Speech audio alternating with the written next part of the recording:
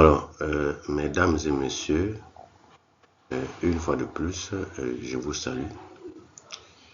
Euh, En tout cas, je vous remercie pour le temps que vous prenez à me suivre. Alors, je suis toujours Mikolo Bertin de l'École nationale supérieure polytechnique, NSP, de l'Université Marion Wabi à Brazzaville.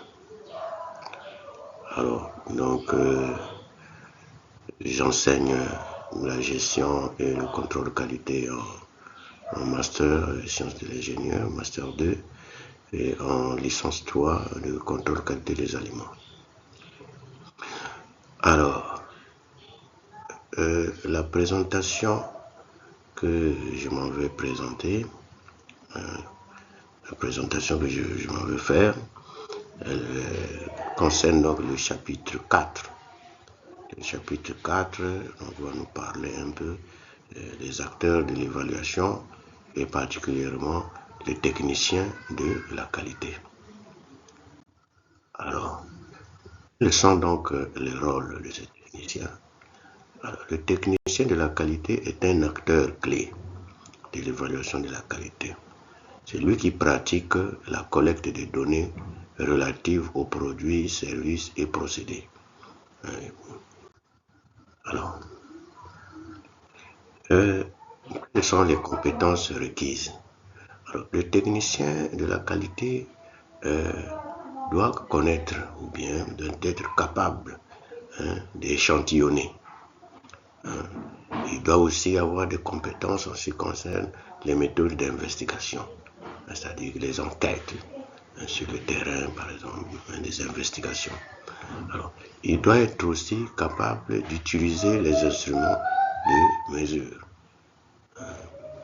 Il doit aussi être capable de faire des analyses chimiques. Bon, ça dépend si c'est dans un service, par exemple, il n'y aura pas des analyses chimiques, mais si c'est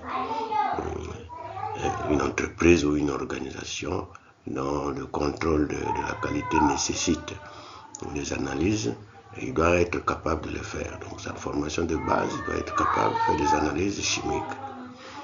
Alors, il doit aussi être capable d'effectuer des analyses microbiologiques, dans le cas de l'alimentation par exemple. Alors, le profil de formation, il doit être formé.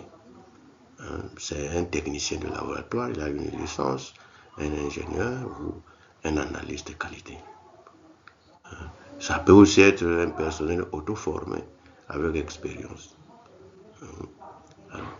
Il doit respecter les procédures et les normes en vigueur. Alors, les champs d'application.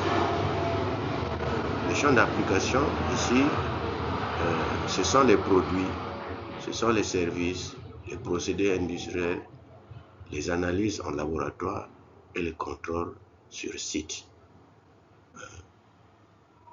Voilà un peu les principaux domaines dans lesquels le technicien qualité peut intervenir. Alors, qu'est-ce qu'on peut retenir? On peut retenir que la compétence du technicien de la qualité conditionne la fiabilité des données et la pertinence des décisions prises. C'est vrai que ce n'est pas le seul maillon qui peut nuire, bien qu'il peut donner des vrais faux résultats. Il y a d'autres conditions qu'on peut résumer dans ce qu'on appelle les 5 M, c'est-à-dire qu'il y a lui l'ouvrier, c'est-à-dire c'est la main-d'œuvre, et puis on a aussi les outils qu'on va utiliser, les méthodologies, la matière première, les réactifs, les échantillons, tout ça, et puis l'environnement. Donc, le technicien est déjà au centre.